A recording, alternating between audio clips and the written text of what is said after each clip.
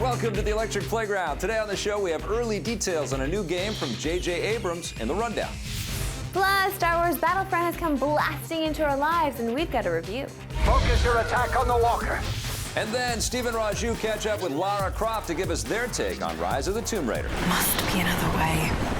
Also coming up, Jose and Ben rock out with the mobile version of Guitar Hero Live. Our look back at the 25 seasons of EP continues with Season 2 and much more today on EP Daily. Brought to you by EB Games. I'm your host, Victor Lucas, bringing you the latest in everything cool every single day, and we've got a very interesting mystery box to open today that's called The Rundown. J.J. Abrams is bringing his hijinks to the world of video games. The filmmaker has teamed up with Infinity Blade developer Chair Entertainment to create a new game called Spy Jinx. It's described as an action strategy game set in a treacherous world of espionage with RPG character progression and dynamic world building. Abrams is no stranger to espionage, having produced the recent Mission Impossible movies as well as Alias. Spy Jinx is being developed for mobile platforms and the PC with the possibility of ports coming to other platforms. You can sign up right now for a beta test that will happen next year. Ridley Scott might get rid of the mystery surrounding one of cinema's most terrifying monsters. Speaking with IGN, the filmmaker hinted that his upcoming Prometheus sequel will reveal the origins of the acid-bleeding xenomorphs from the original Alien films. Although the origins of the creatures were hinted at in Prometheus, there were still plenty of unanswered questions. Hopefully the aliens won't be less terrifying once we've learned their backstory. This isn't the only new Alien movie on the way. District 9 and Chappie director Neil Blomkamp was developing a spiritual successor to the more action-oriented Aliens. That project has been put on hold until after Ridley Scott is finished with his film. Talking aliens and spies with one of my favorite people, Marissa Roberto. Let's talk about aliens right now and Ridley Scott's inability to kind of let this one go, it feels like, right? Yeah, he's really holding on to something here and trying to get back that glory he once had. Yeah. I'm not excited about this at all. Prometheus, to me, was an enjoyable movie because it looked so cool and was so clean and it had some great ideas, but there was a lot of unfinished business, so it's not really exciting to hear about a sequel to that. And I was incredibly excited about Neil Blomkamp's sequel to James Cameron's unbelievable Aliens movie. And that, to me, that's incredibly exciting, but it feels like that's just going to fall by the wayside, and I'm sure Neil Blomkamp's probably going to get scooped up to do other projects before that one ever gets made. All right, well, speaking of Hollywood, J.J. Abrams is the busiest man in Hollywood, and he's not content to just make television shows and movies. He also wants to get into video games in a bigger way. Yeah. And I think it's interesting that he's working with Chair, who's had incredible success with the Infinity Blade series and other games as well. Are you excited about J.J. also wanting to play in the video game sandbox? I think that he'll do great things. I don't think he's going to put his name to something or try out something without giving it his all. So I feel like it'll be okay. It kind of seems like, though, when I hear world building, I kind of feel like it might be some kind of freemium situation. So I'm not sure how that's going to go. That's kind of how Infinity Blade sort of made all of its dough as well. I mean, it was a paid thing. You could own the game, but there were certainly lots of in-app purchases. But it sounds like he genuinely has a love for this developer, but I sometimes feel that he puts his name on too many things. I think he kind of tends to overextend himself a little bit. And I don't know. Come on, Vic. If I know you want to put. You want to put the name brand out there for sure. Yeah. And it's exciting for video games to have somebody of his pedigree involved with our industry, or with the video game industry. He's got to play off that Star Wars hype too, right? Yeah. Everybody that plays games, we kind of all love Star Wars too. So. And he's moving on from Star Wars. He's not doing 8, he's not doing 9, so I guess maybe he's got to do some other things. All right, well, we've got to move on. We've got a second opinion of Rise of the Tomb Raider. Here's Steve and Raju.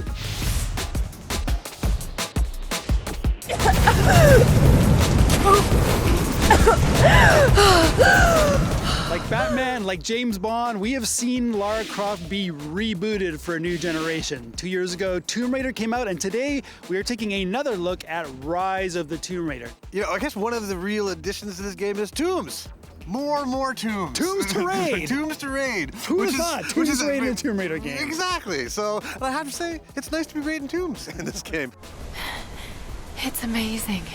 First off, this is an Xbox-only exclusive. For the time being, yeah. For the time PlayStation being. in about a year, yeah. And I have to say, Rise of the Tomb Raider is an excellent sequel. It builds upon a bunch of the stuff from the last game. It adds some more stuff. It's much more expansive. The pacing in this game actually is really, really quite good. And I have to say, I'm really glad Lara is not as naive and almost sort of a victim as she was in the first game. She's more mature and I guess maybe less sexualized in this one, and I kind of like that. Not getting in that way without being seen. Must be another way. Crystal Dynamics, the developer, I'm not sure they were 100% positive that it was going to work when they rebooted Tomb Raider. And they had this sort of weird thing where Lara was learning the ropes. She was vulnerable. She was in a lot of pain, died horribly a lot of the times. Now she's a little more confident. The last game had a real big problem in that Lara killed somebody for the first time and literally wept. And then later in the game, she was basically slaughtering literally hundreds of guys. That kind of weird disconnect is gone. Now she's like still a very nice person. Lara's a very good person, but it feels a little less weird that she's killing people. Get down! You're going to Siberia, you're going to all these different areas. It's very similar to the first game in that there's a ton of different areas to explore, but they're all interconnected. You come back with the grenade arrows, open up this area, you come back with like the rope axe, open up this area. The movement through the universe, the traversal, the climbing, the swinging, it's all just so well done. The gunplay is really well done. It feels not so arcadey, it feels like, like she's not a marksman, right? So when she's like shooting guys with AK-47, she's kind of spraying. It's not like she's kind of panicking. And I like the fact that it's not super tight in that regard. I like the fact you have to think about your combat encounters. You can't go up against 5 of these crazy Trinity guys and expect to beat them. You gotta think. How can I outwit them? How can I outflank them? How can I maneuver them?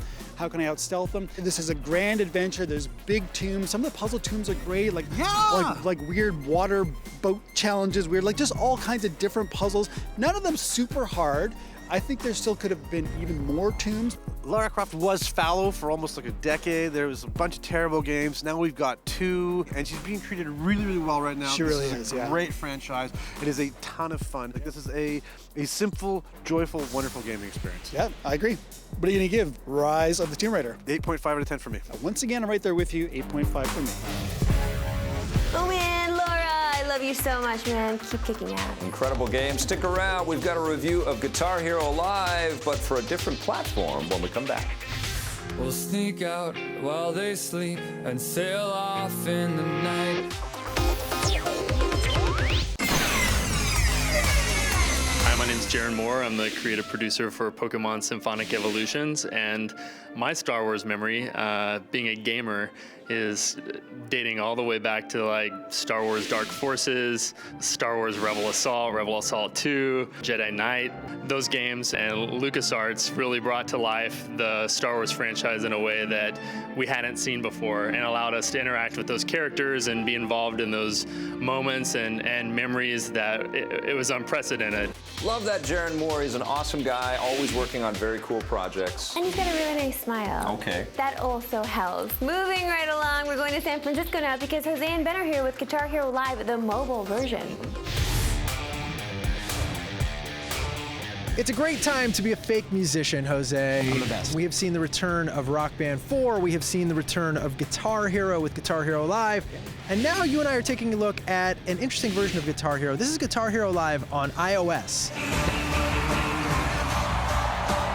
I don't think this is about making Guitar Hero portable. This is about giving people who don't have a console an opportunity to play this game. And I like that Activision's doing that. There are a couple things I don't like about that, however. This is $99 if you buy it with a guitar. And let's be frank, if you're gonna play Guitar Hero Live, you gotta play it with the guitar.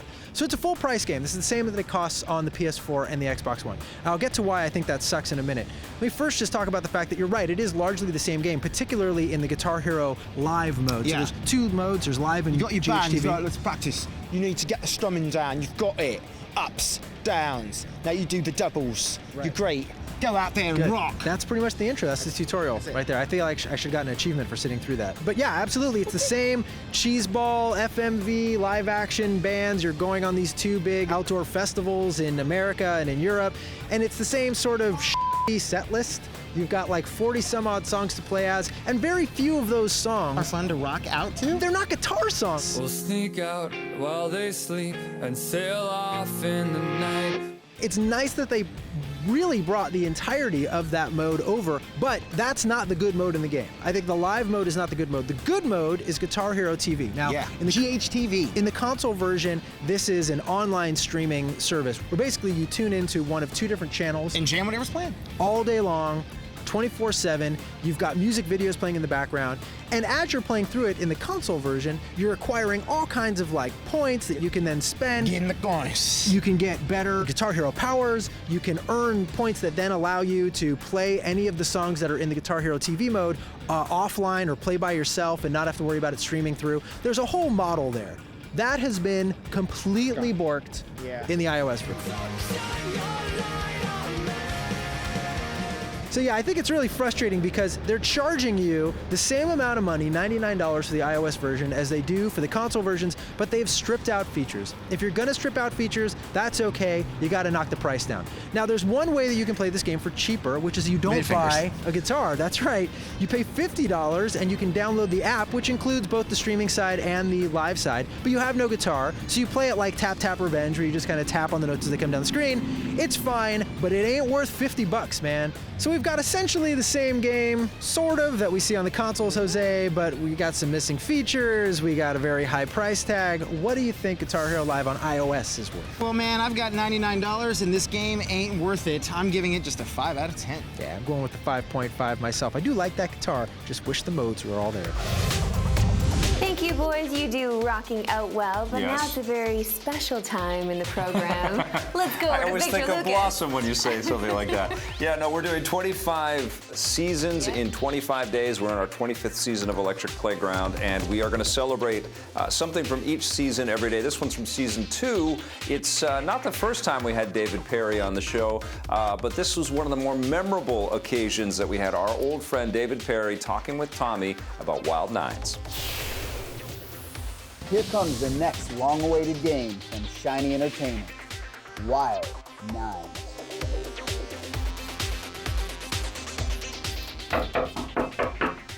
Who is it? Yo, DP, what's going on, brother? What the hell are you doing here? Oh, come on, you're not still mad because of the stunt copper thing. You bet I am. Give me that. Look at this. I know I broke your last one, but cool. Huh? Brand new. Look at that. Cool. There. See? What about the other helicopter you broke? Oh. Okay, so tell me about Wild Nines. Wild Nines, basically, it's a game that we're doing starring this guy. This is Wex. He gets shot down while he's traveling through space with his family onto this planet, which is actually a cluster of planets. There's a guy who actually runs that whole cluster. His name is Karn. He's just this giant face actually hanging on a ceiling looking at a galactic map as he plans to take over the world. So what he does is he just has this big gun that just shoots down anything that passes his planet. The result is lots of really cool stuff always falls on the planet, lots of new technology, lots of different creatures and animals, and that's where really the game comes from. That's where Wex comes from, and that's where they find this amazing weapon. This is cool. This is the game design document from, what is this, Wild 6? Yeah, that's when we were working on Wild 6. And we were really lucky because we realized when we wanted to pitch the movie for Wild 9, we just turned it up the other way and it became Wild 9, so we didn't have to make a new one. Cool. Look at these. Will you leave my... Oh, Jesus. I'm sorry, man. Every time you come here, you break something. Will you give me that back? I didn't mean to... Anyway, the rig.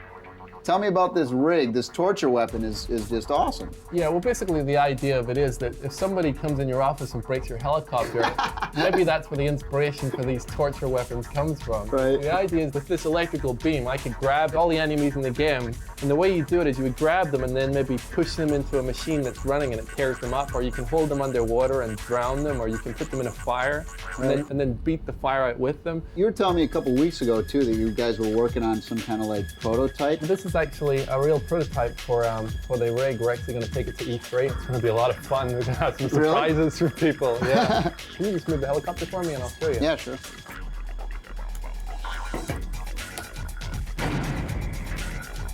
Whoa.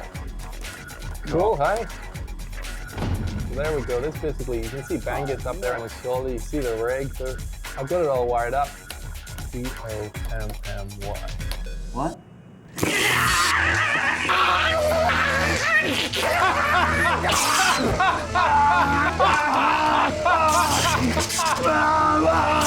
Promise never to come back to Shiny. Promise. Don't come and see me at E3.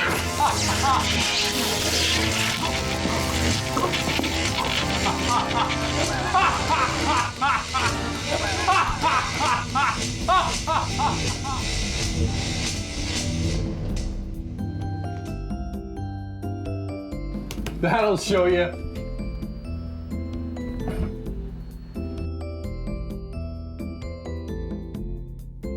Bye, Tommy. Bye.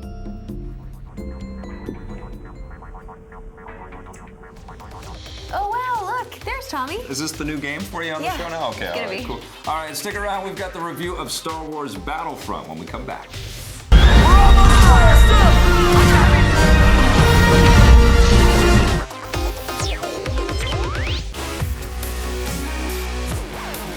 Welcome back to EP Daily. You might be thinking to yourself, they sure do talk about Star Wars a lot on this television show. Well, you're right. And we're going to talk about Star Wars again. Right now, we've got our review of Star Wars Battlefront. Soldiers of the Rebel Alliance, this is our most desperate hour. The hype has been going for a very long time. We finally get to review Star Wars Battlefront from EA and DICE, and we got a very intensive deep dive into this game. But of course, this is an ongoing multiplayer effort, so we're going to do a second opinion of the game, and we're going to, keep talking about this title. But let's talk about what we have played so far, my friend. What did you think of Star Wars Battlefront? Number one, it is multiplayer. We're jumping into just a lot of multiplayer. There are a bunch of different modes and different maps, and the maps are freaking gorgeous. Endor, my God, it is freaking beautiful, and I love spending so much time there. In fact, I would jump into a new game seeing that it was going to be Endor. Like, I knew I wanted to jump into that one. Hoth, not so much. I think Hoth, not so much. Hoth is a little oversaturated, right? Yeah. That's the game level that every version of Star Wars has tried to emulate, because the walkers and jumping into the snow speeders and taking them down is just so much fun. Yeah. And it is very fun. It was also part of the beta plan, but it doesn't feel as fresh.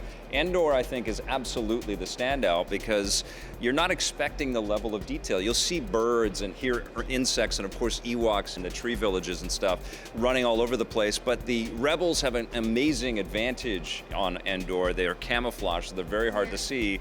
Going in as a white armor-clad stormtrooper puts you at a definite disadvantage. But that interesting kind of flip-flop of asymmetry throughout the game is actually very interesting, and it kind of creates this compulsive hook to just keep playing it. It's almost like you're building your own story. There isn't really a story at all.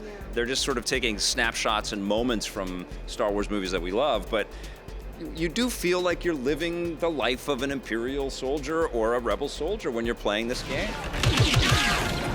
And in single player, you can have a survival mode, or you can play co-op with somebody else, and there's also a battle mode where you're collecting tokens on the other opponent's side and trying to get up to 100, and there's a heroes version of that as well, with all of those, the Emperor or Vader or Boba Fett on the Imperial side, and Luke, Leia, or Han on the Rebel side.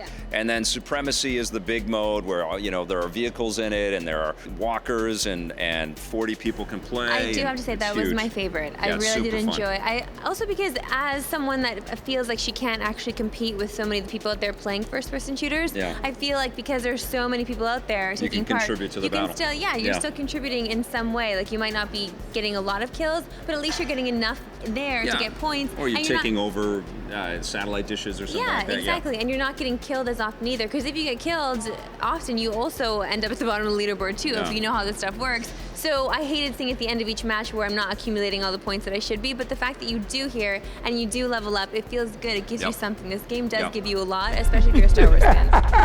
Your pathetic rebellion ends here. I mean, we played it in intense dosages for like many, many hours over 2 days. 2 days straight, and leveled up quite far, and I couldn't wait to get home and play it some more. And I can't wait to finish this review and go play it some more. So I think mission accomplished on the part of EA and DICE. I can't wait to see what the DLC is. I can't wait to see what future Force Awakens content is going to be. No, I love this Star Wars Battlefront. I'm excited for Star Wars fans and gamers out there to have this thing, because they've been waiting for a while, so I think they're going to have a great time. What are you giving it? It's an 8.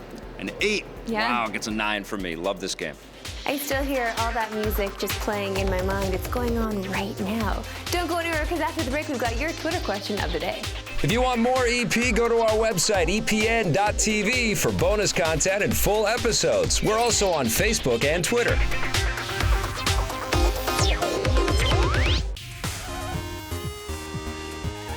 Welcome back to EP Daily. It is now time for the best part of today's show and every show. It's the Twitter question of the day. This one comes from the Texan. Hey girl, what's up?